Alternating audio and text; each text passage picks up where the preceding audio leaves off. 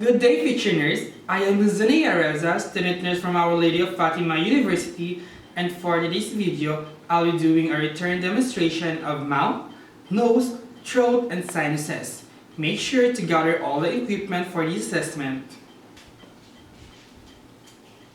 So, before I start, ma'am, for verification, let me know po, what's your name? Okay, how about your birthday, ma'am?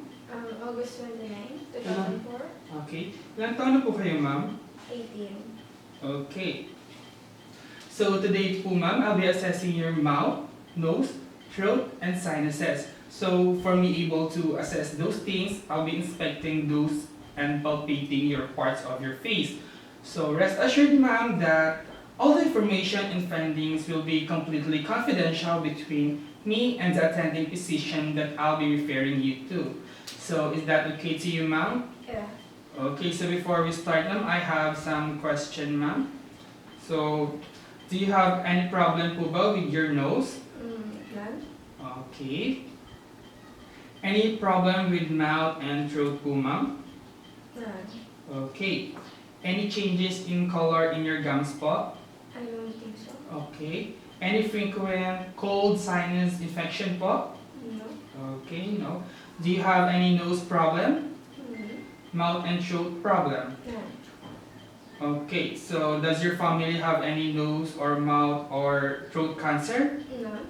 Okay. How often do you brush or clean your mouth? 3 times a day. Okay, 3 times a day. Any eating habits, like do you eat more sweets or just like take a regular amount of sugar? None. Okay, so we're done. So we will now proceed to your nose inspection.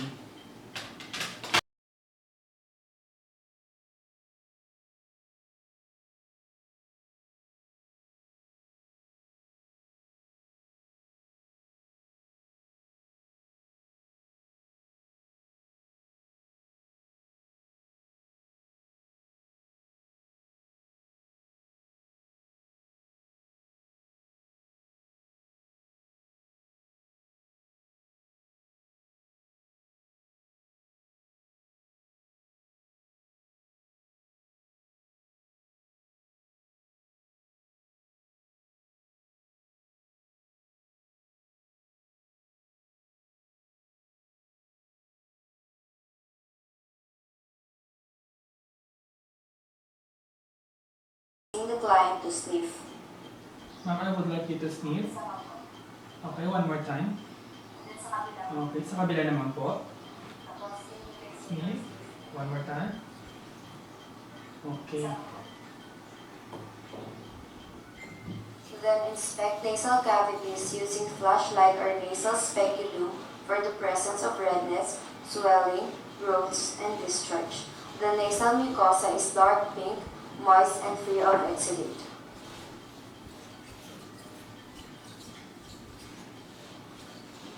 Then palpate the maxillary and frontal sinuses for tenderness. Palpate the frontal sinuses by using your thumb to press up on the brow on each side of the nose. Then palpate the maxillary sinuses by pressing with thumbs up on the maxillary sinuses. Percuss the sinuses by lightly tapping over the frontal sinuses and over the maxillary sinuses for tenderness. Frontal and maxillary sinuses are non-tender on palpation and percussion.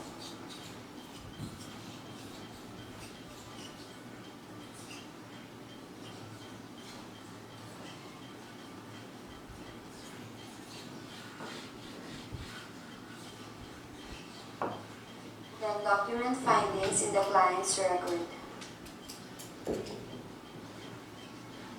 Next one is the assessment of mouth and oropharynx. Inspect the outer lips for symmetry of contour, color, and texture. The lips are uniformly pink, moist, symmetric, and have a smooth texture. And the client can purse lips when asked to whistle. And then put on gloves.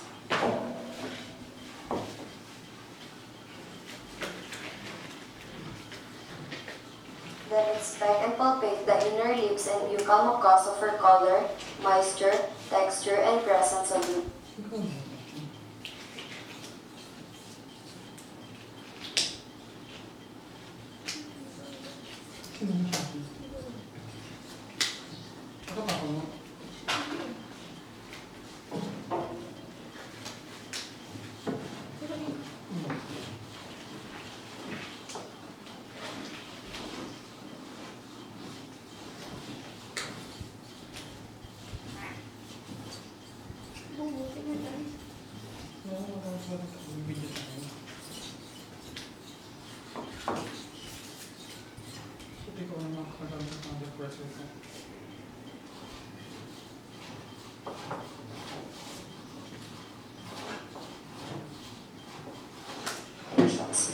Use a pen when asked to whistle. And then put on gloves.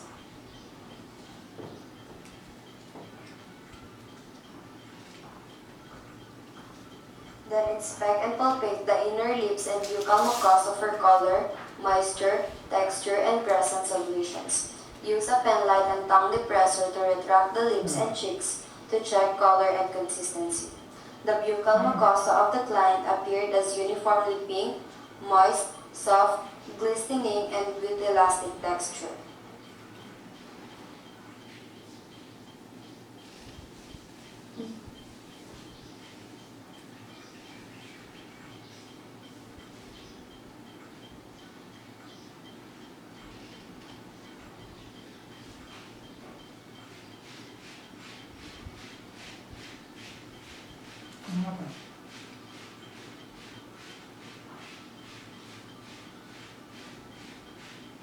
Inspect the gums and dentures. Ask the client to open the mouth, put on gloves, and retract the client's lips and check gums for color and consistency.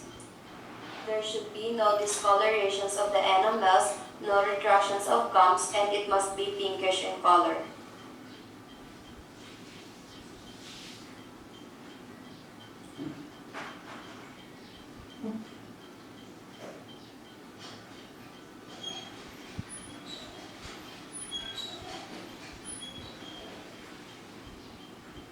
Inspect the surface of the tongue for position, color, and texture, and ask the client to stick out the tongue. The tongue of the client is centrally positioned, pink in color, moist and slightly rough. Then inspect tongue movement. Place your finger on the external surface of the client's cheek. Ask the client to press the tongue tip against the inside of the cheek to resist pressure from their fingers. The tongue must offer strong resistance. Then inspect the base of the tongue, mouth floor, and the frenulum. Ask the client to touch the tongue to the roof of the mouth and use a pen light to inspect ventral surface of tongue, frenulum, and the area under the tongue. And then check for Wharton stalks. It is the opening from the submandibular salivary glands located on either side of frenulum on the floor of the mouth. And then check for a short frenulum that limits the tongue movement. Dito sa taas ba? Pero naka... Then palpate the tongue and floor of the mouth for any nodules, lumps, or excoriated areas.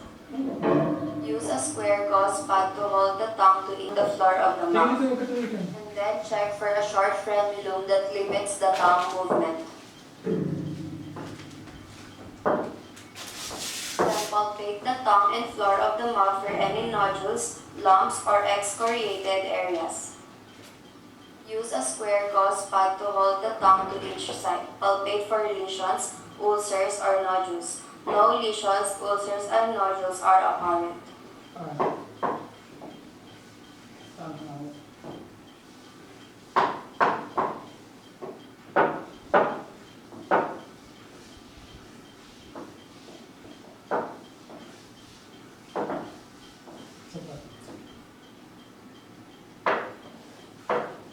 Then inspect the hard and soft palate for color, shape, texture, and the presence of bony prominences. The smooth palates are light pink and smooth, while the hard palate has a more irregular texture. Then inspect the uvula for position and mobility. Apply a tongue depressor to the tongue and shine a pen light into the client's wide open mouth. Note the characteristics and positioning of the uvula.